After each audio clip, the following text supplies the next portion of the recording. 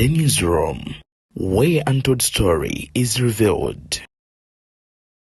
I want to challenge the administration of Makerere and indeed to warn you that these students that don't have to eat, when push comes to shove, they are going to eat you. His Excellency Robert Kyagulanyi Ssentamu Bobi Wine olunaku olwaleero agenze maaso n'okubeera nga asisinkana abayizi abasomera e Makerere era n'agenda maaso n'okubeera nga awayawayamuko nabo. Bano eno balina ebizibu n'ennaku gye bagenda maaso n'okubeera nga bayitamu n'engeri gye bagenda maaso n'okubeera nga banyigirizibwa nga muno nno mwe muli okusasula ensimbi empitirivu ennyo nnyini ddala ze babongeza entakera ate nga kwotadde n'okubeera nga tebafuna kyakulya nga balina okubeera nga beefaako kyokka nga ate bagenda maaso n'okubeera nga babatikka omutitimbi gw'ensimbi gwe balina okugenda maaso n'okubeera nga basasula. His Excellency Robert Kyagulanyi Ssentamu abaana bano agenze maaso n'okubeera nga abaaniriza era ne wabaawo ebigambo byagenze maaso n'okubeera nga abagamba. Takomyawo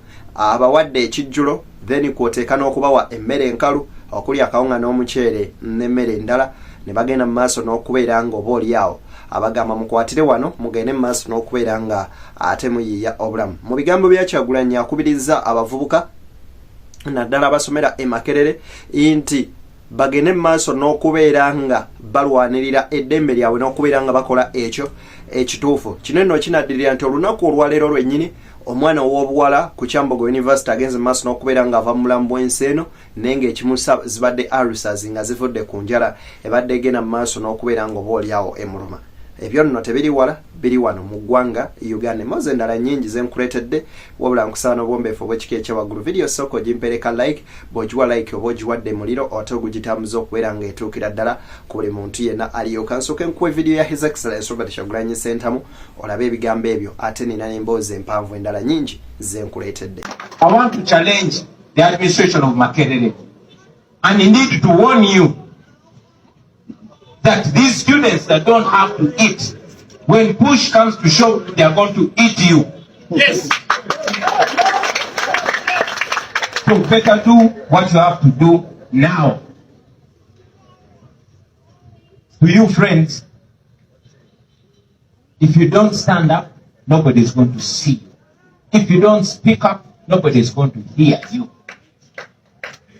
His Excellency Robert Kyagulanyi Ssentamu ng'agenda mu maaso n'okubeera nga ayogerako eri abayizi bano ayongedde okubeera nga abakuutira obutaggwamu maanyi na ssuubi okusigala ku ekyo nti gavumenti eri mu buyinza n'abakulembeze abatukulembera mu sekita ez'enjawulo baakujjukiza buli kaseera era tulina kubeera nga tuweefaako na kwerwanirira oba oliawo okufuna eddembe lyaffe ery'obu ebuvanjuba n'ebugwanjuba ewaka wasigalawo ewasinga. Beyond the Newsroom gwe mukutu ogukuleetera ekyo ekisinga katiranga naffe ng'oyita ku noti 7745453 ne noti 7442445 na bino bikulu tetulanga bafere tetulanga basawo ba kinnansi n'abagwa mu koowa eryo. Mwebale kutuwagira. Thank you.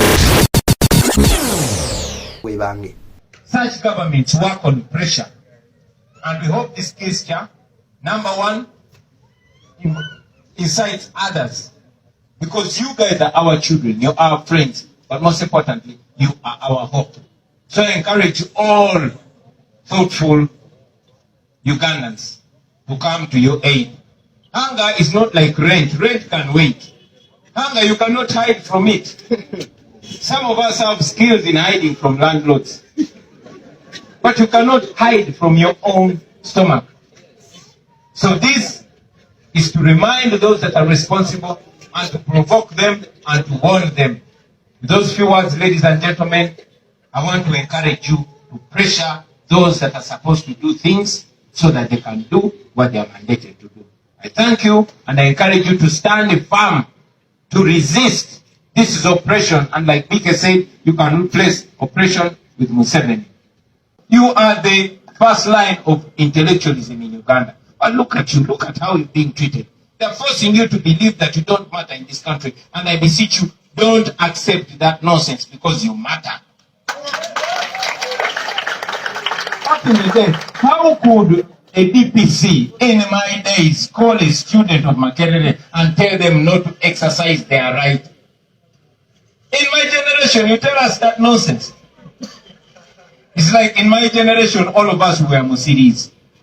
All of us were Nambasas. And I request you to emulate these leaders. Dictatorial governments only listen to pressure. Njagala okubeera nga nkwebaza atulaba kyokola kya mwendo mungi nnyo nnyini ddala olw'embeera nga bwetambula n'engeri gye batuzoganya nnyo ku channel eno, that's why tuba on and off. Nkusaba n'obwombeefu obw'ekika ekya waggulu genda ku BTN Media channel ogende maaso n'okubeera ng'osubscribinga emboozi endala nnyingi jjojjo zisanga tusubscribinge tukuze channel eyo oba oliawo eno bwe bigaanamu sayidi eri bibe ng'ate bitambula bulungi. Kaakati nno Nalongo Kitone wuno nga agasimbaganya ne Minister Baramu Barugahale olunaku lw'eggulo waliwo ebigambo ebimu ku ebyo byabuusiddwa amaaso laba ensonga lwaki nakyo ekyaviiriddeko Hajati Zulu okubeera nga yakubiddwa abantu ku NASA. Wabula Kitone agamba nti kino eno nno kandi bakagenderere era abakyala ne balemererwa okubeera nga bafuna justice ate abamu nga batya okuvaayo okwogera olw'embeera abantu gye bagenda maaso n'okubeera nga bayisibwamu ababa bavuddeyo amawulire ate ne gabakuba. Nga abazadde nga bavaayo nga abaana bwe bakwatibwa ate betusuubira nti bantu ba gavumenti nga mmwe nimuvaayo ne mubakakkanako ne babavuma kinaayamba abazadde abalala bakwatiddwa abaana bwe okuvaayo okwekubira enduulu. Ensonga ey'okubiri ono lebo gye nkutegeeza nti omukyala oyo poliisi y'eggwanga yakakasibwa nti omwana we yeebakibwako oba mu bulungi oba mu buki oba mu bubi. Mu mbeera eggulo yabadde ku kkooti olowooze n'ayamba omukazi oyo ofuna obwenkanya eri omwana we mu mbeera ey'omukangakanga namugjawo nga ne mutwala nga yagala kwasibwa ng'ate omwana we poliisi yagamba nti yeebakibwako. Kati tugenda okukola ngenda kuwandikira akulira kkooti ne IGP mugambe ensonga z'abano bazikole bazigobemu abantu abatalina zibeeramu bonna. So justice ewulirwe nga tewaliwo intimidation. Okay, nabirabye ku TV ekiro ebyo si birungi. Omuntu aba yeekubidde enduulu kirungi nnyo okumuprotecting. Era byajjano namugamba ngenda kwogera ne Honorable Nsereko. Ne Honorable Nsereko nekola ki? Nenjogera naye.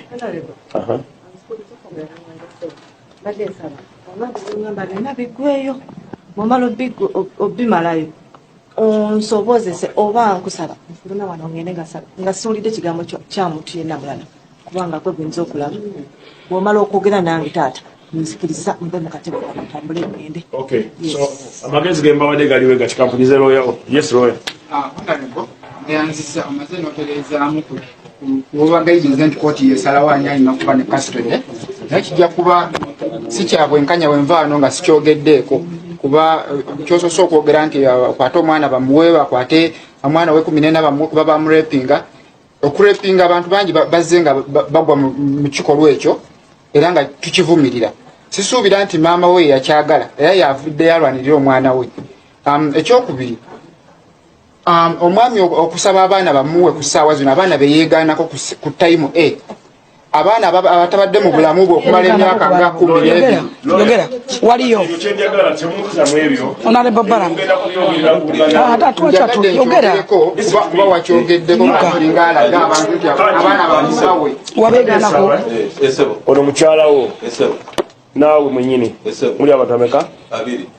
Oyinayo mukwano gwo ono kawali amulabye mukwano gwammwe kuba agambye abadde mukwano gwa emyaka 18 ne Haji Waswa funa abantu b'enkizo 4 nono afuna abantu ab'enkizo 2 mutuule wamu mwenna abantu ababagata ababamanyi mukanye ku by'abaana mujjemu abantu b'ebbali nze bivuddemu sagala bibeeramu kyenjagala kiri kimu temutyoboola ddembe lyaki ly'abaana then ekyokubiri no ate kwenkanya ki kyokka nga nno gukyali bwe gutyo omusango guno eno gwagenda maaso n'okubeera nga bagusindika mu high court era nga gwakuwulirizibwako ku nnaku z'omwezi nga 4 wabula ate oluvannyuma nga 11 gujja genda maaso n'okubeera nga baguze kajjansi bagende maaso n'okubeera nga baguwuliriza naye ebyambu nti Haji yandifuna bail ng'ennaku z'omwezi 4 omwezi guno singa balooya be applications banassamu zinabanga zikiriziddwa. Kaakati nno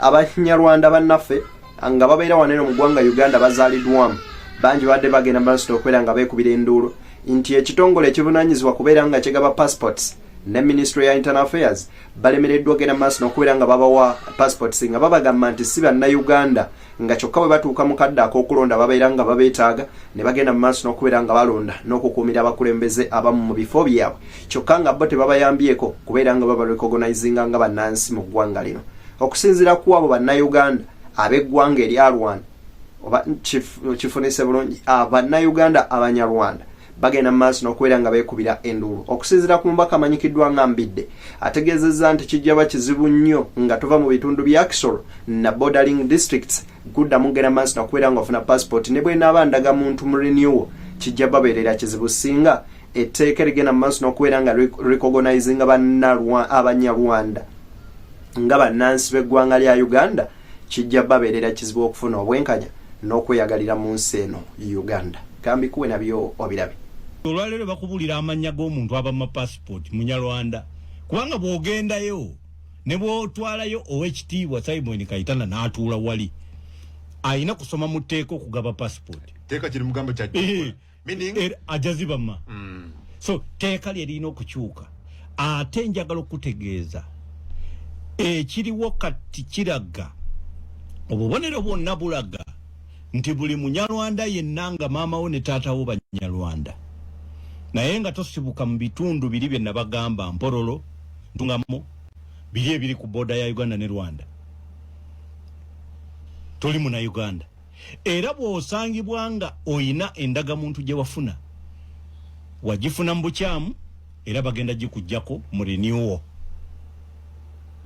so n'olwekyo mutusabire kino kiggwe mangu nga biri tebinnaggwa naye ate kiyamba n'eggwanga kubanga n'eggwanga okubeera n'abantu abasukka miliyoni 6 nga tebalina nsi mwe bagwa ate nga tebalina nsi ndala gye bamanyi nti gye bavaamu bo bamanyi eno kitegeeza bamuzeeyi bo bajja kwebeerera mu bitundu byabwe tebalina kye banoonya balinde oba obagoba kyemmanyi nti eno eggwanga litera obutagoba bantu naye omuvubuka anaabulwa sente ez'okulya atajja kufuna mulimu talina ndagamuntu tajja kugulawo bank account tajja kufuna passport kwenjoyinga leba export yene egenda maaso omanyi gwe nti oyo muvubuka ajja kuba asobola okukola buli kimu kye bamugambye okukola shababu kitegeeza bavubuka mulwalabu kati miro byemuwulira ali shababu bavubuka beekyanga be bakasuka bomu n'aba wano bajja zikasuka so n'olwekyo bino bye tukola tuziyiza mbeera erijja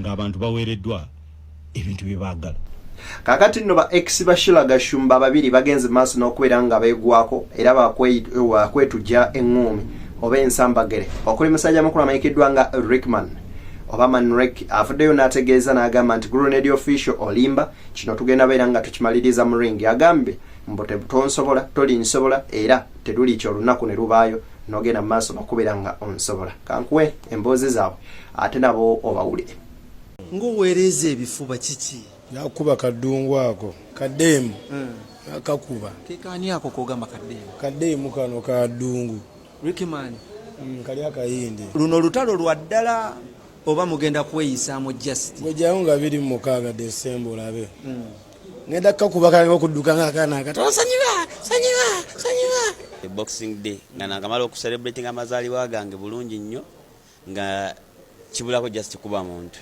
byatandise bityo okuba nti muggulawo olutalo mutuuke n'okugenda mu ringi kaanawo kalina okuyiga empisa kanyakulanyakula obuntu ku miryango gy'abantu kale ebintu byabe katwala naye nja kukakuba akakavubuka ako nagana okasiba naye asijja kukasiba ali njagala nkakuba engolo era fight egenda okubaawo ngenda kakuba ngolo nabagamba nze ndi musomesa njala teeka mu bantu mpisa gwe mulama gwa mpisa ng'ate naye agamba nti naawe gwe kennyini tolina mpisa ayagala kuteekemu empisa oli agamba weerondalonda obuntuntu olina n'ebibyo bye watwala kati nyinza kutwala kyekya ndugwa nze ndi ddungu abajjajja bandugwa baba basamize jjajja tasobola kubba musamize kubanga ndi top kigendererwa ki ekiri emabega wa fight eno mu abavubuka ababiri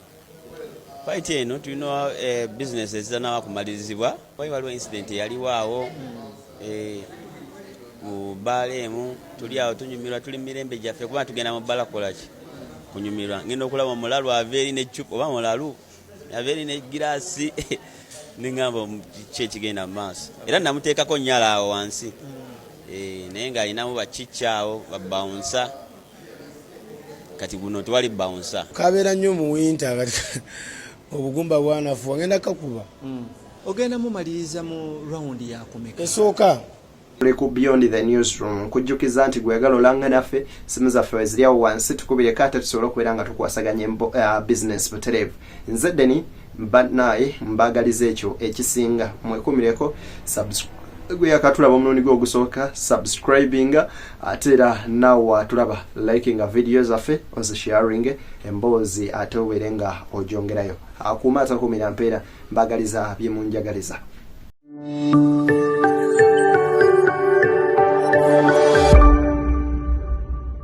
Beyond the Newsroom, where untold story is revealed.